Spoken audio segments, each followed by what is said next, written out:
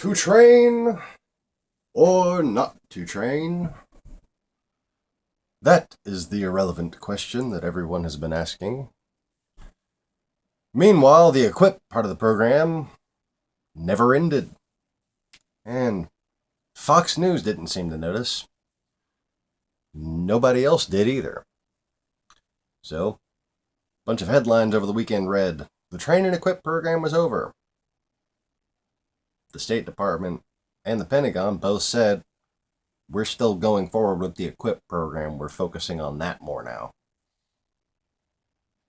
We're going to see what best ways we can help the Syrian rebel army and the independent factions that exist right now, instead of trying to take people away and then send them back, while Russian planes are bombing them.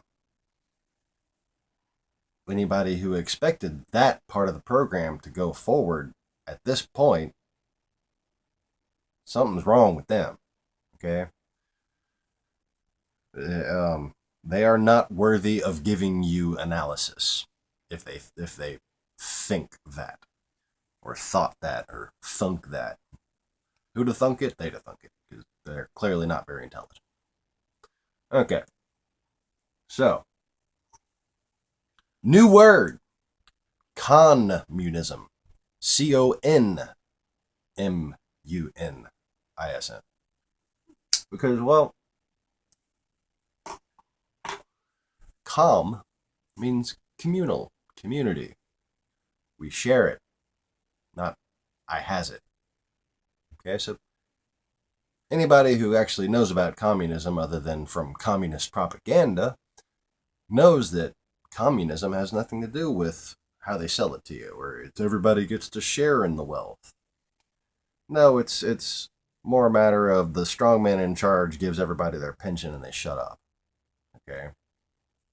And if you speak out, you won't get your damn pension no more. That's communism. But to understand the danger that America faces, the word should be communism. Because they're trying to con you into becoming mundane. Okay? They're trying to con you into being immune to reason. They're trying to con you into being a mule for their bullshit. And most people, man, they just cart it around and pass it out. Don't realize the stench it creates or the weight it is on their shoulders. Because they've been conned. And that's what communists are. That's what the Russian mafia is. It's a bunch of con artists. I saw a con artist today get busted by a reporter handing out fake IDs to migrants in Greece, I believe it was.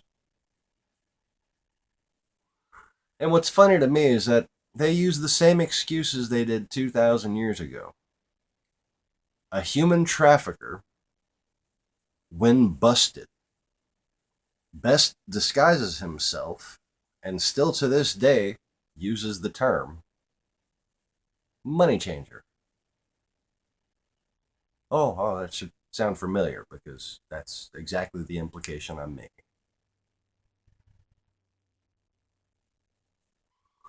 Money changers.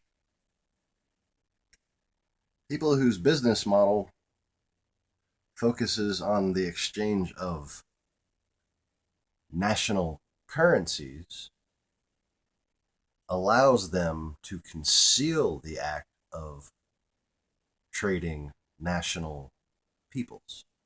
Okay? And that's just not only historically true, but is apparently consistent with the ongoing street knowledge of this day. Because that's the third time I heard one of these guys say, I'm just a money changer. Wow.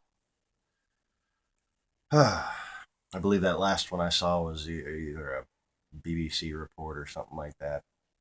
It was one of those ambush journalism type things where he sent in an undercover guy with a body camera and got him to collect everything, and then came and said, "Sir, you're committing a crime." Blah blah blah.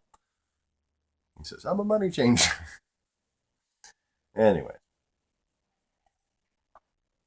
so yeah, the new word is communism. Yeah, because these are the people that are conning you, and they're everywhere.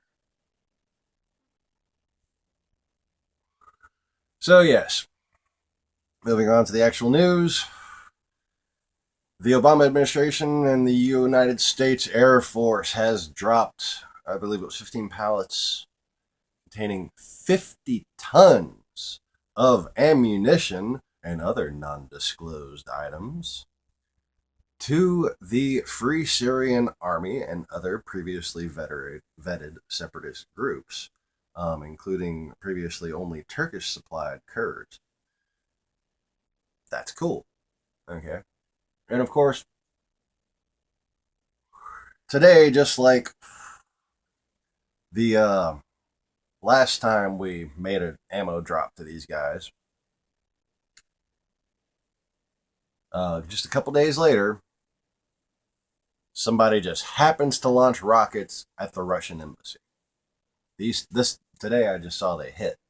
Okay, didn't write that down in the notes. That was right before I filmed. It got uploaded. I think it was CCTV reported that. Well, I don't know whether anybody got hurt this time or not, but I know how Russia Today is going to be framing it, and how Pravda and all the Russian propaganda channels are going to be framing it. We're supplying terrorists. America's supplying terrorists. That's what they're telling people in Russia right now. And that is dangerous. Okay? Do you remember what happened when we told the world Saddam Hussein was supplying terrorists? Okay? You understand where that goes? That is wartime rhetoric.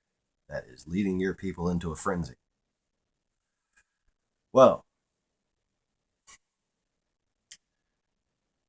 if any decent advertisers don't want the American people warned about that, that's news to me.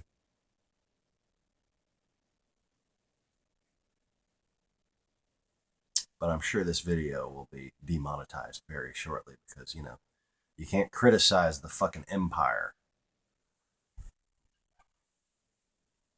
Pisses me off. So, in other news, the Iranian parliament, a vote of 164 out of 224, approved the implementation of the nuclear deal that President Obama and the State Department brokered, and approved its implementation. Yeah. Well, the vote seemed very interesting. It looked like it had got cut short as soon as everybody started protesting who didn't want to vote for it. He's like, "Oh, the voting is concluded," and none of the protest votes even got a chance to register on the screen. It looked like, but 164 out of 224, I believe, is the vote that came down. So that's a sizable majority of the Iranian parliament has approved the implementation of our Iran nuclear deal. So, in other breaking, very important news, the Dutch investigation team that has been looking into the downing of Malaysian flight MH17 has concluded, and its findings are that a Buk missile did in fact down MH17 and was fired from within occupied East Ukraine. This downing of a civilian airliner killed 248 people in June of 2014, and it was well known at the time due to documentation on social media and YouTube, as well as confirmed by the United States State Department in a press briefing or 2 or 15 or 20, that this Buk missile system in question was, it was literally, they filmed video, several people filmed video and uploaded it, of this Buk missile system on the road across the border into Ukraine from Russia. Then in Ukraine, then MH17 happened. Then the next day, this same missile system is one of them. Okay, just one Buk.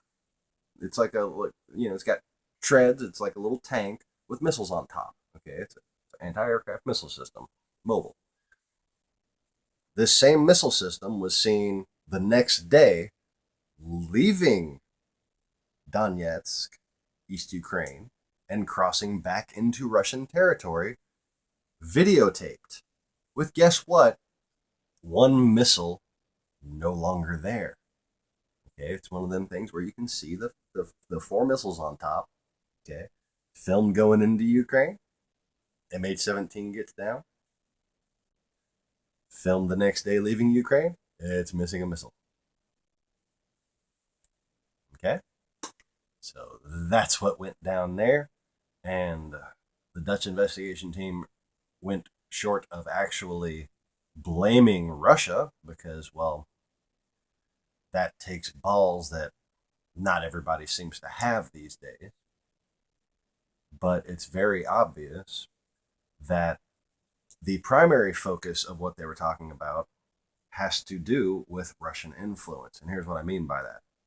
What most of the conference was spent saying was the reasons why Ukraine should have closed its airspace. They should have not been allowing commercial flights through that area. Well, you see, this isn't necessarily sound reasoning because it should have been sound reasoning that if Russia was a responsible military state, that this should not have happened. And what I mean by that is nobody thought that the separatist rebels had any capacity for doing such a thing. Okay? There were no rebels, no Ukrainian citizens that should have been there operating this machinery. The only people that could have done this are Russian regular enlisted forces. Russian regular enlisted forces, being under the command of Russia, should have had better guidance, better advisement, better engagement protocols than to shoot down a civilian passenger liner. That being understood, being, just a presumable view of things, Russia's not going to shoot down a civilian airliner. That should be safe to assume. That's why they didn't close down their fucking airspace. That, and, you want to talk about a sensitive economic situation. That's, you got to understand, closing down airspace can inhibit flights to and from the productive, populated, peaceful areas of Ukraine. And while I'm not saying, you should sacrifice lives for the economy, that combined with the idea that this should not have happened in any reasonable train of just normalcy, okay? Just no normal series of events should have led actual Russian forces to shoot down this plane. And there was nobody else capable in the area at the time, period. So,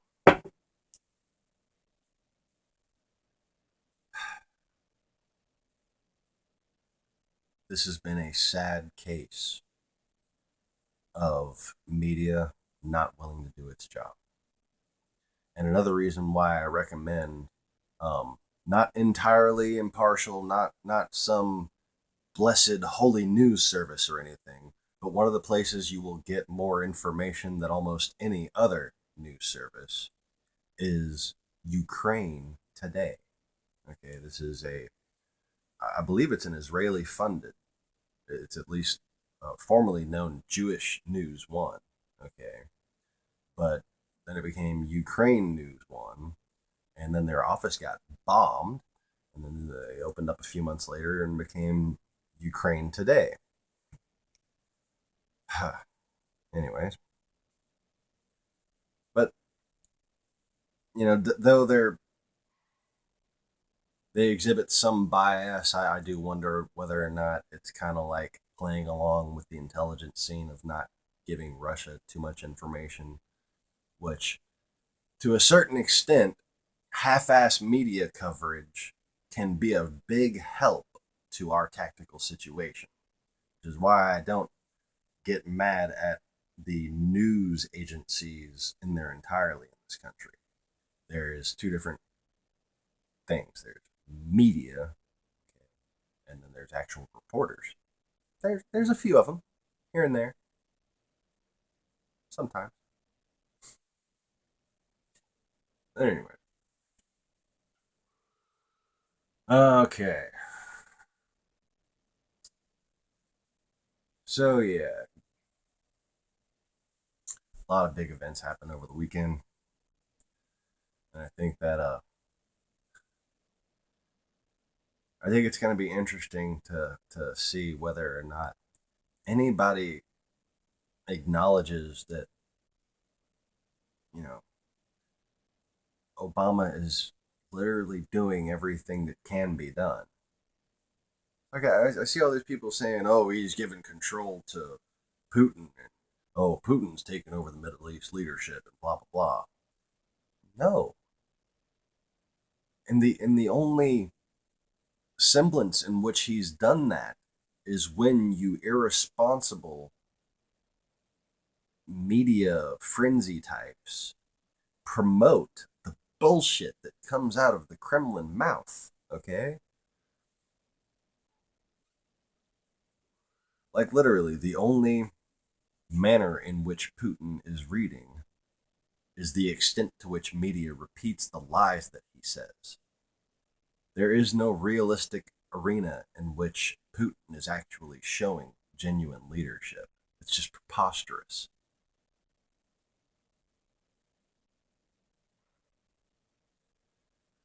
I hope soon that it at least becomes tactically feasible for the journalists in this country to actually have a little bit of integrity, because to a certain extent, while apologetics can cover for our tactical situation, apologetics is still doing a little bit too much damage to morale, in my opinion. And more people on the news need to speak out. It couldn't hurt to have a little bit of varying freaking opinion nowadays. Because failure to address reality as a whole being perpetrated by the media plays right into the hands of Russian propaganda at every turn, at every single turn. Even if Russian propaganda just needs to say, "Oh, well, this happened," and they're not even mentioning it. Oh, are they trying to hide the fact that they're still equipping the rebels? Oh, thanks, Fox News. You made it look like we were doing something shitty and secretive that we're not. Way to lead from behind, huh?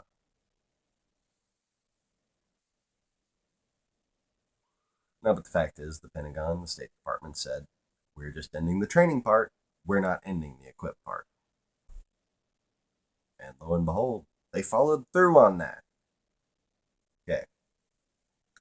The only thing that the Obama administration had not followed through on was the assassination via airstrike of Assad.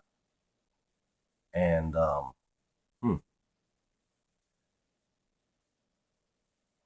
while admittedly the red line was drawn, and he did cross it, he dropped chemical weapons, more and more chemical weapons on his people.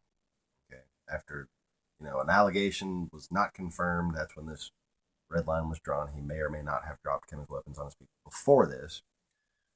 But then this metaphorical red line was drawn, and he pissed all over it. We didn't take him out.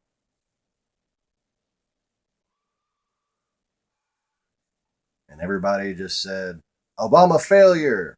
Nobody asked, well, why? Is there some actual tactical benefit? Is there some greater strategy in not attempting to take Assad? Well, ask the Ukrainians. Because at this point, they're really happy that Russia has something else to do with its time. Anyways, thanks everybody for your time. Please like this video. There's a little thumbs up button right there. Down there. Somewhere. Over there.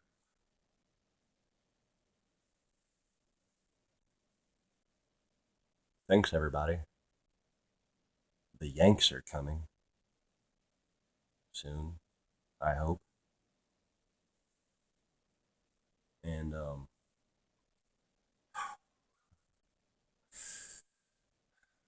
all semblance of normalcy and peace